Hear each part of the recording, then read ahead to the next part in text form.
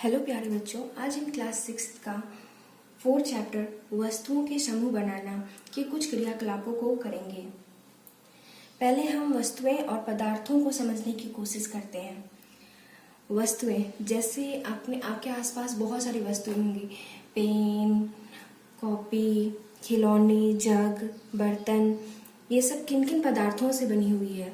कभी हम देखते हैं कि एक कोई सामान है वो बहुत सारे पदार्थों से बना हुआ है। जैसे आपके पास प्लेट ही घर में होगा तो प्लेट स्टील का हुआ देखा होगा आपने, कभी एल्युमिनियम का देखा होगा, कभी कांच का देखा होगा बर्तन, कभी मिट्टी के बर्तनों को भी आपने देखा होगा, कभी पूजा रूम में पीतल के बर्तनों को भी देखा होगा।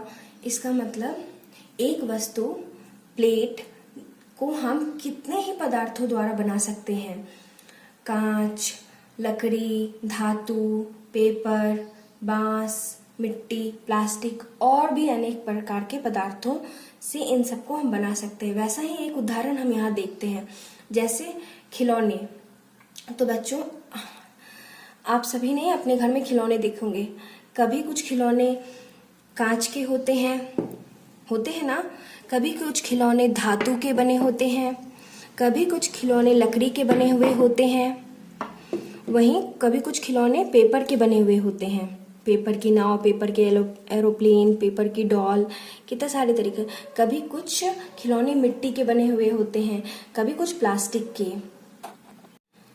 तो बच्चों, वस्तुएं क्या होती हैं? एक या एक से अधिक पदार्थों द्वारा बना हुआ सामान। तो बच्चों, ऐसे अनेक उदाहरण हम अपने घर में देख सकते हैं। बच्चों, अब हम पदार्थ से बनी विभिन्न प्रकार की वस्तुओं को देखेंगे। जैसे यहाँ पे रुई है, तो रुई से क्या क्या बन सकता है? रुई से तकिया, बेडशीट, आपका पर्दा और फिर रुमाल, कपड़े, कितनी तरह के सामान बन सकते हैं ना। और भी रुई से बहुत तरह के सामान बना सकते हैं हम। और भी हम एग्जाम्पल देख सकते हैं अपने आसपास। जैसे अगर हमारे लकड़ी के बने हुए कितने ही सामान अपने घर में देखते हैं। लकड़ी के टेबल, चेयर, बेड, आपका सोफा हो गया, फिर आपका लकड़ी का बॉक्स हो गया, खिलौने, कितने ही तरह के देख सकते हैं ना। वैसे ही फिर प्लास्टिक, अगर प्लास्टिक है तो फिर प्लास्टिक से हम कितने तरह का बना सकते हैं ना। बॉटल, स्विच, खिलौने, प्लेट, रेनकोट, चेयर। तो बच्चों, पदार्थ उसे कहते हैं जिनसे ये वस्तुएं बनी हुई हैं। बच्चों, अब हम क्रियाकलाप 3 में दिखावट को समझेंगे। इसमें हम जानेंगे कौन सी वस्तु धुतीवान तथा कौन सी धुतीहीन होती है। कैसे हम जानेंगे? देखिए, आप सभी के घर में सोने की वस्तुएं होती होंगी, तो उसमें हमेशा चमक रहता है ना, चाहे कितना भी हो जाए। या आपने कभी स्टील की बर्तन देखी होगी, उसमें भी चमक रहती है। पीतल के बर्तन जो पूजा रूम में होते हैं उनमें भी चमक होती है। और अगर हम लकड़ी के कुछ सामान को देखेंगे तो क्या इसमें चमक है? नहीं, ये धुतीहीन है।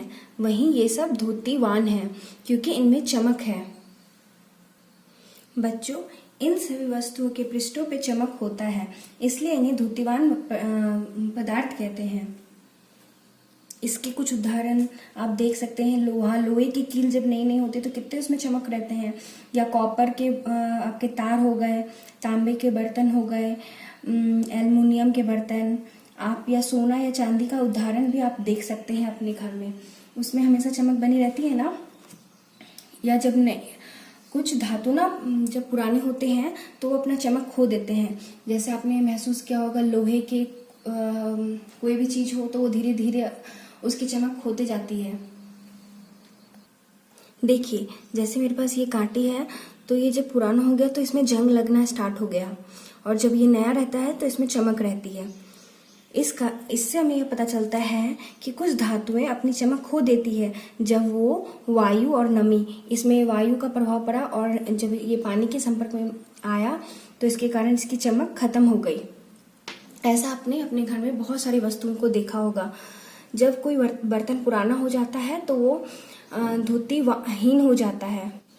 बच्चों, अब हम क्रियाकलाप 4 में विलय अथवा अविलय को जानेंगे। कुछ चीज़ जो हमारे पास मौजूद है उससे हम विलय और अविलय को समझते हैं।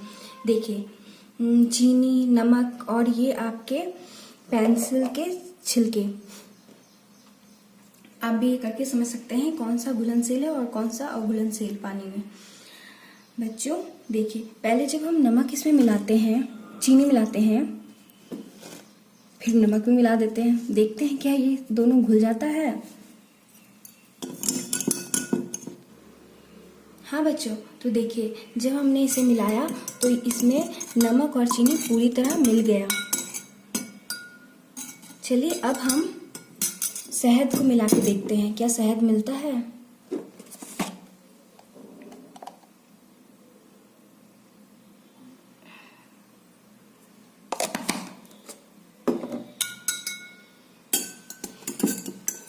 देखिए जब हम इसे मिलाएंगे तो ये क्या मिलेगा? नहीं, ये देखिए इसकी तली पे जाके बैठ गया है। इसका मतलब ये अघुलनशील है। चलिए अब हम ये लकड़ी का जो बुरादा है आपकी पेंसिल से जो निकला है उसे मिला के देखते हैं क्या ये मिलेगा। मिलाते हैं। नहीं बच्चों, ये भी नहीं मिला। तो बच्चों हमने क्या समझा इस एक्सपेरिमेंट के द्वारा कि जब कोई पदार्थ जल में पूर्णतः घुल जाता है तो ऐसे पदार्थ को हम विलय कहते हैं। वहीं जब पदार्थ जल में बहुत मिलाने पे भी नहीं घुल पाता तो ऐसे पदार्थ को हम अविलय कहते हैं। ऊपर हमने जाना कि कोई ठोस पदार्थ किस प्रकार पानी में विलय होता है या नहीं। अब हम क्रियाकलाप 5 में जानेंगे कि क्या द्रव भी पानी में विलय होता है अथवा अविलय रूप में रहता है। चलिए देखते हैं। पहले इसमें हम कुछ सरसों के बूंदों को डालेंगे। चलिए इधर हम कुछ नारियल की बूंदों को डाल के देखते हैं क्या ये द्रव पानी में घुल जाते हैं। चलिए मिला के देखते हैं।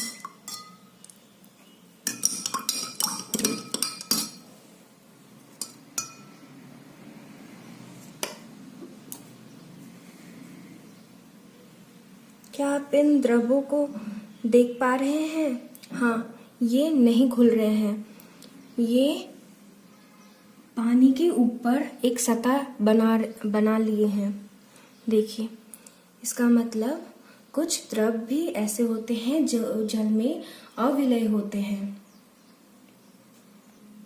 चलिए अब हम इस जल में नींबू का रस मिला के देखते हैं क्या यह इसमें घुल जाता है पूरी तरह। हाँ, देखिए इसकी कोई सतह हमें नहीं दिखाई दे रही है। इसका मतलब ये पानी में पूरी तरह घुल गया है। तो इस क्रियाकलाप द्वारा हमने क्या जाना? कुछ द्रव अघुलनशील होते हैं और कुछ द्रव घुलनशील होते हैं। बच्चों अब हम देखेंगे कि कौन सी वस्तुएं पानी में तैरती है और कौन सी डूब जाती है। कुछ हम अपने आसपास के उदाहरणों द्वारा इसे समझेंगे। जैसे ये रबर मेरे पास है, क्या हम इसे पानी में डालेंगे तो ये तैर रही है? नहीं। चलिए कुछ और, पत्थर, जैसे तालाबों में आप पत्थर मारते हैं तो पत्थर क्या ऊपर दिखाई देता है? नहीं ना, डूब जाता है नीचे। देखिए नीचे तले में बैठ गया ना। वैसे ये बादाम मैंने डाला, ये कुछ आभूषण मैंने डाला, बटन, ये लोहे की कील, क्या ये सतह पे तैर रही है? नहीं ना। अब चलिए हम तैरने वाली कुछ वस्तुओं को देखते हैं। आपने देखा होगा कि पानी में कितनी गंदगियाँ रहती है जो प्लास्टिक की रहती हैं। ये देखिए प्लास्टिक की ये चीज़ें नहीं डूबी ना, इसलिए हमारे नदी गंदा होते जा रहा है, क्योंकि प्लास्टिक किसी चीज़ को डुबा नहीं सकती, वो गंदा ही रखती है और प्लास्टिक जल्दी गलता भी नहीं है। ये देखिए लकड़ी, ये पत्ते और हम सबकी फेवरेट ये कागज की नाव। और भी एग्जाम्पल हम देख सकते हैं। प्लास्टिक के अगर कोई बॉल है तो उसे अगर हम पानी में डालेंगे तो वो भी तैरेगी, डूबेगी नहीं। ऐसा क्यों होता है बच्चों? ऐसा इसलिए होता है कि जो वस्तुएं तैरती है उनका घनत्व जल के घनत्व की तुलना में कम होता है, इसलिए ये सब तैरती हैं। बच्चों, घनत्व क्या होता है इन्हें हम दूसरी कक्षाओं में पढ़ेंगे, इसलिए आप तैरने और डूबने वाली वस्तुओं को जानिए इस कक्षा में। बच्चों, अब हम क्रियाकलाप 6 को देखेंगे। ये मेरे पास एक पेपर है, उसमें मैंने कुछ लिखा। क्या आपको अभी कुछ दिखाई दे रहा है? अब चलिए, रोशनी जब हम इस पे डालते हैं तो भी क्या आप देख पा रहे हैं कि उस तरफ क्या लिखा हुआ है? मुझे तो नहीं दिख रहा।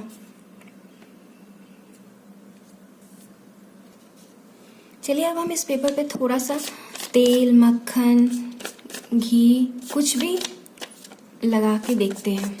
क्या अब हमें, जब हम रोशनी से इस पार से उस पार देखने की कोशिश करेंगे तो क्या हमें ये लिखी हुई सारी चीज़ दिखाई देगी?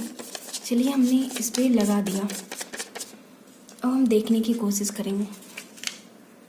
ये देखिए, ये तो बिना रोशनी के ही दिखाई दे रहा है। चलिए, अब रोशनी डालने पे देखते हैं। हेलो दोस्तों, नमस्कार, आप सभी का स्वागत है बच्चों देखिए, जब हमने इस पे रोशनी अब दिया तो हमें हल्का पीछे क्या लिखा हुआ है, इस साइड वाला हमें दिखाई दे रहा है ना। ये देखिए, ABCD क ख ग घ लिखाई हुए दे रहा है। हाँ, लेकिन ये उतना साफ नहीं है। तो बच्चों, ऐसे पदार्थों जिनसे होकर वस्तुओं को देख तो सकते हैं परंतु बहुत स्पष्ट नहीं देखा जा सकता। मतलब देखिए, हमें दिखाई तो दे रहा है बिना रोशनी के भी, लेकिन हम पूरी तरह साफ नहीं देख पा रहे हैं। थोड़ा थोड़ा तो धुंधला दिखाई दे ही रहा है ना, तो उन्हें हम पारभासी कहते हैं। चलिए बच्चों, अध्याय के अंत में दिए पहेली के सवाल का जवाब ढूंढते हैं।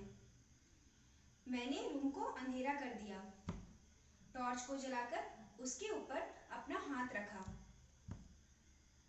अब हम ज्ञात करेंगे कि मेरी हथेली अपारदर्शी, पारदर्शी या पारभासी है। पारदर्शी तो नहीं है क्योंकि प्रकाश पूरी तरह आर पार नहीं हो पा रहा, और ये अपारदर्शी भी नहीं है क्योंकि कुछ रोशनी आर पार हो रही है। तो बच्चों, ये पारभासी है क्योंकि प्रकाश थोड़ी अस्पष्ट रूप से आर पार हो रही है।